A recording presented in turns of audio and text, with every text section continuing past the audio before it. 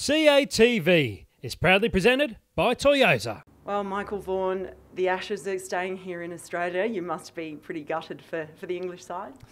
Yeah, I mean, I think it's been well deserved from Australia. I think the cricket and the brand of cricket which they've played has been hostile, aggressive.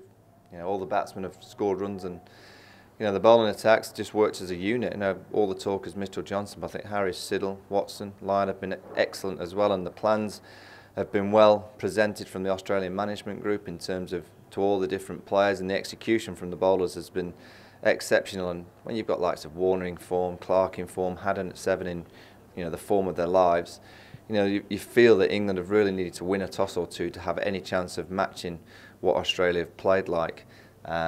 Look, I think the way that England have played, if they'd have won a toss or two, I don't think it really would have made much difference. But I think they'd like to have had an opportunity to just change the course of the series with a toss win and getting runs on the board. But it's just been down to the England players not being able to cope really for long periods against this Australian aggressive approach. Alistair Cook has come under quite a bit of criticism from a number of quarters. What do you make of that?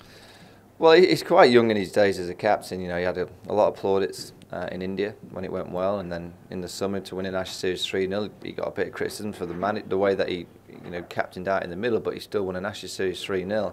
And at the start of the tour, I felt he did really well in terms of the tactics, and then here at the Wacker, I just felt he'd taken a backward step. The brand that England have played has been quite attritional for a while now.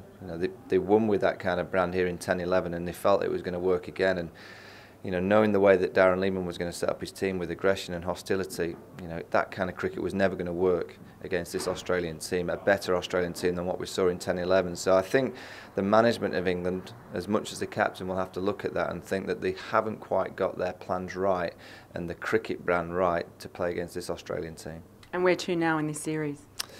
Well, I saw enough in the second innings. We found a cricketer in Ben Stokes, 22 years of age, to light up the stage under a huge amount of pressure is no mean feat, and that is one real positive that England can move forward, knowing that they've found an all-round. His bowling's been good, his fielding is excellent, he's got toughness about him, his batting is a free spirit of what you want to see from young players, and he's the one positive from the England side. So I've seen enough fight to suggest that when I left the Adelaide Oval, I thought 5-0.